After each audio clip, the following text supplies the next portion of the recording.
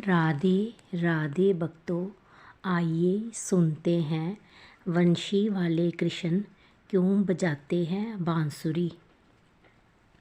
शिव वो है जो संपूर्ण संसार को अपने प्रेम के वश में रखने में सक्षम है। उनका व्यवहार और वाणी दोनों ही बांसुरी की तरह मधुर है। आपने श्री कृष्ण की बांसुरी बजाते हुए प्रतिमा जरूर देखी होगी। श्री कृष्ण के द्वारा धारण किए गए प्रतीकों में बांसुरी हमेशा से सभी लोगों के लिए जिज्ञासा का केंद्र रही है। अधिकतर लोग श्री कृष्ण बांसुरी से विष्णु के 10 अवतारों की परंपरा में श्री कृष्ण 16 कलाओं से पूर्ण अवतार माने गए हैं, जिनमें नृत्य रूप में रास और कला के रूप में बांसुरी भी शामिल है। माना जाता है कि एक बार सभी गोपियों ने बांसुरी से कहा, हे बांसुरी, तुमने ऐसी कौन सी तपस्या की है कि तुम श्याम के होठों से लगी रहती हो, उनके मधुर अधरामृत का पान करती रहती हो। जब वह तुम्हें बजाते हैं तो तुम उन्हें अपने इशारों पर नचाती हो, एक पैर पर खड़ा रखती हो, वे अपने हाथों के पलंग पर तुम्हें सुलाते हैं, होठों का तकिया लगाते हैं। जब उनकी उंगलियां तुम पर चलती हैं तो लगता है जैसे वह तुम्हारे चरण दबा रहे हो।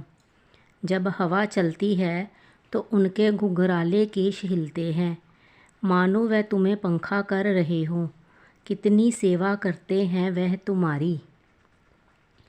एक बार राधा जी ने भी बांसुरी से पूछा, हे प्रिय बांसुरी, ये बताओ कि मैं कृष्ण जी को इतना प्रेम करती हूँ, फिर भी कृष्ण जी मुझसे अधिक तुमसे प्रेम करते हैं, तुम्हें अपने होठों से लगाए रखते हैं, इसका क्या कारण है।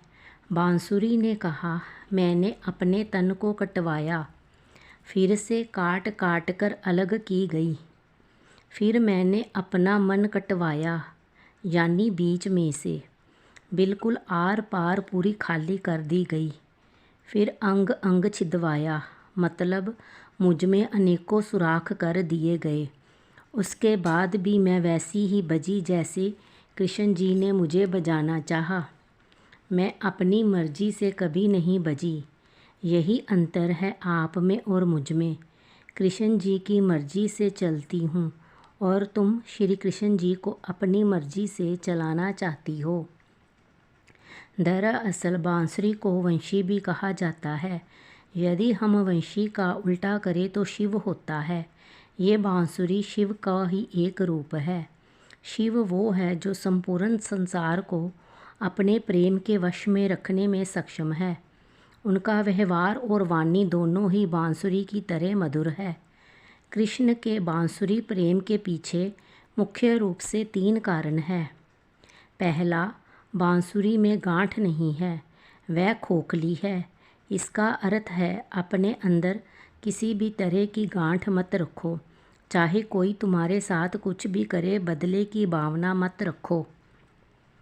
दूसरा, बिना बजाए बजती नहीं है, यानी जब तक ना कहा जाए तब तक मत बोलो।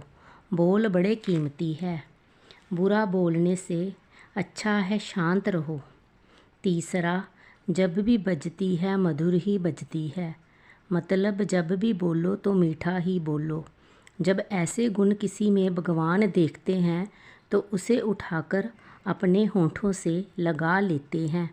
कथा समाप्त हुई। राधे राधे। कृपया मेरे चैनल को लाइक, शेयर, कमेंट और सब्सक्राइब करें।